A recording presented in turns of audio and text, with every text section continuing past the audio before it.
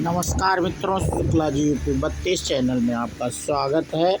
और मित्रों, आज हम इस वीडियो में बात महाभारत के में कई घटनाएं घटित हुई थी उस पर बात करेंगे मित्रों। और जो लोग पहली बार चैनल को देख रहे हैं वो चैनल को सब्सक्राइब कर लें मित्रों, और जो लोग पहले से जुड़े हैं वो लाइक एवं कमेंट अवश्य करें।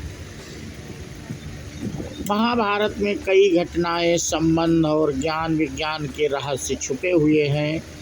महाभारत का हर पात्र जीवंत है, चाहे वह कौरव, पांडव, कर्ण और कृष्ण हो या धृष्टद्युम्न, शल्य, शिखंडी, कृपाचार्य हो। महाभारत सिर्फ योद्धाओं की गाथाओं तक सीमित नहीं है।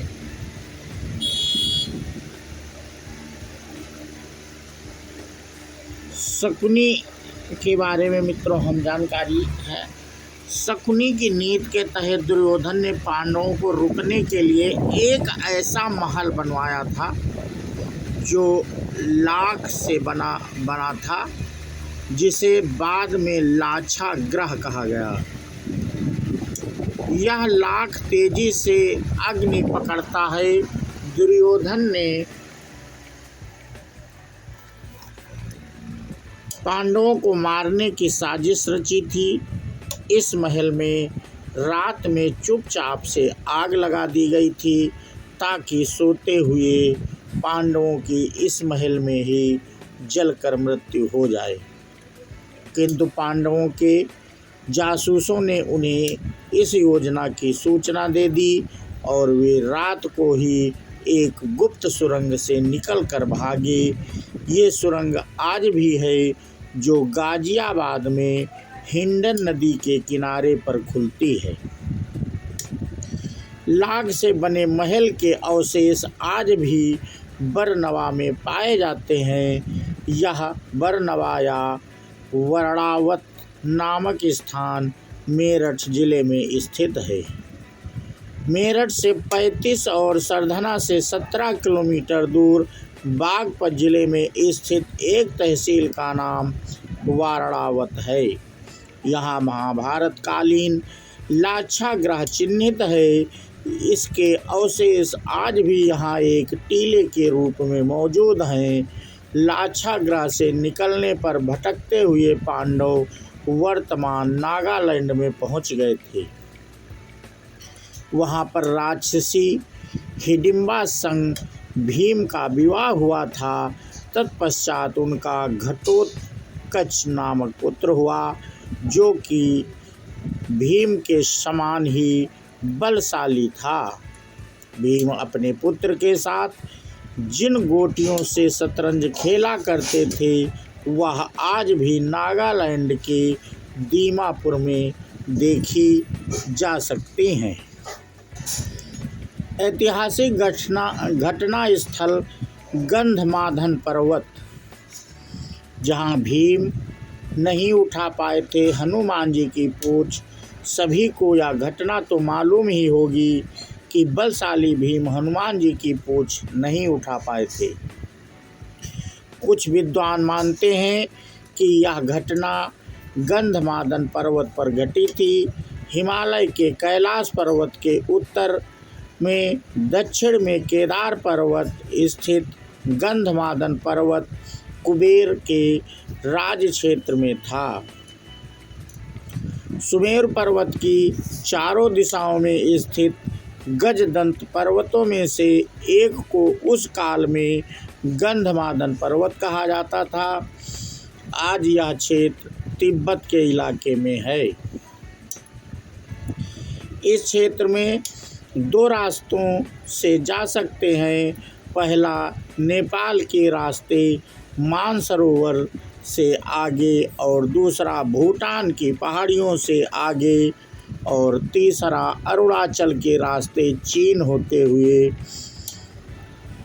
संभवत महाभारत काल में अर्जुन ने असम के एक तीर्थ में जब हनुमान जी से भेंट की थी तो हनुमान जी भूटान या अरुणाचल के रास्ते ही असम तीर्थ में आए होंगे। हालांकि कुछ विद्वानों के अनुसार उत्तराखंड में जोशीमठ से लगभग 25 किलोमीटर दूर हनुमान चट्टी है। यहाँ भीम और हनुमान जी की भेंट हुई थी और हनुमान जी ने भीम को महाभारत युद्ध में विजयी होने का आशीर्वाद दिया था।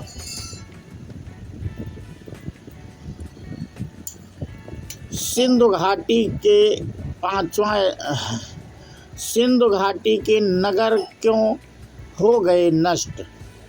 महाभारत का युद्ध आज से लगभग 5300 वर्ष पूर्व हुआ था। उस दौरान गुरु द्रोण के पुत्र अश्वत्थामा ने भगवान कृष्ण के मना करने के बावजूद ब्रह्मास्त्र का प्रयोग किया। अश्वत्थामा ब्रह्मास्त्र चलाना तो जानता था पर उसे लौटाना नहीं जानता था।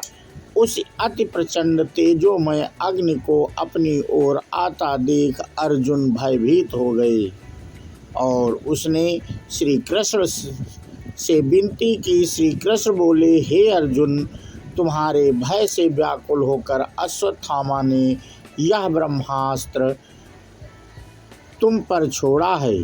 इस ब्रह्मास्त्र से तुम्हारे प्राण घोर संकट में हैं। इससे बचने के लिए तुम्हें भी अपने ब्रह्मास्त्र का प्रयोग करना होगा, क्योंकि अन्य किसी अस्त्र से इसका निवारण नहीं हो सकता।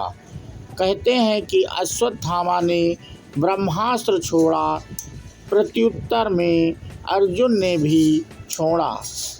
अश्वत्थामा ने पांडवों के नाश के लिए छोड़ा था और अर्जुन ने उसके ब्रह्मास्त्र को नष्ट करने के लिए। दोनों द्वारा छोड़े गए इस ब्रह्मास्त्र के कारण लाखों लोगों की जान चली गई थी और सिंधु घाटी के नगर नष्ट हो गए। उस काल में सिंधु और सरस्वती नदी के पास ही लोग रहते थे।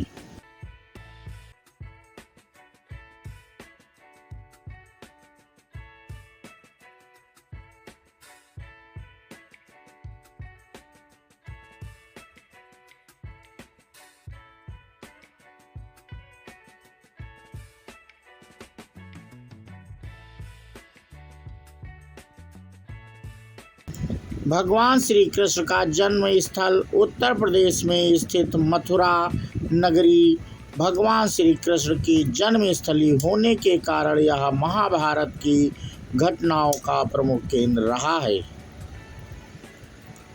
महाभारत काल में इस नगरी पर जरासंध ने कई बार आक्रमण किए थे। जिस स्थान पर कंस रहता था उस स्थान को कंस के किले के नाम से जाना जाता है। कंस के आतंक को रोकने के लिए विष्णु भगवान को श्री कृष्ण का अवतार लेना था। कंस उसके इस अवतार को रोकने और अवतार उपरांत उन्हें मारने का षड्यंत्र इसी किले में रचा था। यह किला मथुरा में आज भी है। व्यासपोथी नामक स्थान, हम इसमें मित्रों व्यास जी के बारे में बता रहे हैं। व्यासपोथी नामक स्थान बद्रीनाथ से 3 किलोमीटर की दूरी पर उत्तराखंड के माड़ा गांव में स्थित है। यह महाभारत के रचनाकार महर्षि वेद व्यास जी की गुफा है। इसके समीप ही गणेश गुफा है। मान्यता है कि इसी गुफा में व्यास जी ने महाभारत को मौखिक रूप दिया था और गणेश जी ने उसे लिखा था। माना जाता है कि उत्तराखंड में स्थित पांडुकेश्वर तीर्थ में अपनी इच्छा से राज्य त्याग करने के बाद महाराज पांडु अपनी रानियों कुंती और माद्री संग निवास करते थे। इसी स्थान पर 5 पांडवों का जन्म हुआ था। और बिहार के राजगृह में स्थित है कंस के ससुर जरासंध का अखाड़ा। जरासंध बहुत बलवान था। मान्यता है कि इसी स्थान पर भगवान श्री कृष्ण के इशारे पर भीम ने उसका वध किया था। राजगृह को राजगीर कहा जाता है। रामायण के अनुसार ब्रह्मा के चौथे पुत्र वसु ने गिरिब्रज नाम से इस नगर की स्थापना की। बाद में कुरुक्षेत्र के युद्ध के पहले बृहद्रथ ने इस पर अपना कब्जा जमा लिया। बृहद्रथ अपनी शूरता के लिए मशहूर था। कहते हैं कौरवों से अपना राज्य हारने के बाद श्री कृष्ण भगवान के कहने पर अर्जुन मनाली के लिए पिरनी में तप करने चले गए थे। उस स्थान को अर्जुन गुफा के नाम से जाना जाता है। इसी स्थान पर भगवान शिव ने अर्जुन को पाशुपत शास्त्र दिया था। मनाली भारत के हिमाचल प्रदेश का एक शहर है। मनाली कुल्लू घाटी के उत्तर में स्थित लोकप्रिय हिल स्टेशन और पर्यटन स्थल है। पौराणिक ग्रंथों में मनाली को मनु का घर कहा गया है। कहा जाता है कि जब सारा संसार प्रलय में डूब गया था तो एकमात्र मनु ही जीवित बचे थे। मनाली में आकर ही उन्होंने मनुष्य की पुनर्रचना की। इसलिए मनाली को हिंदुओं का पवित्र तीर्थ स्थल भी माना जाता है। इसके अलावा मनाली में हिंदू गाथाओं से जुड़े और भी कई प्राचीन स्थल हैं। दिल्ली को उस काल में इंद्रप्रस्थ कहा जाता था और मेरठ को हस्तिनापुर। दिल्ली में पुराना किला इस बात का सबूत है।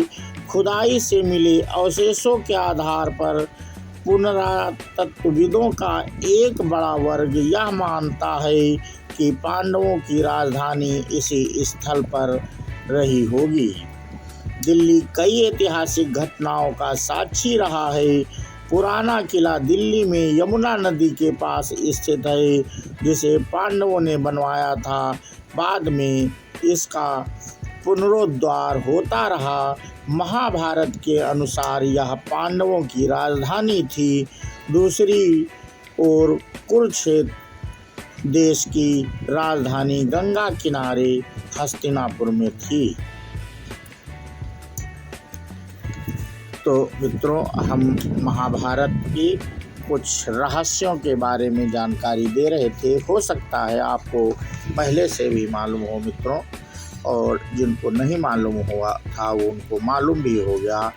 और हम अपना वीडियो यहीं पे मित्रों समाप्त करते हैं। और जो लोग पहली बार चैनल को देख रहे थे वो चैनल को सब्सक्राइब कर लें, और जो लोग पहले से जुड़े हैं वो लाइक एवं कमेंट अवश्य करें।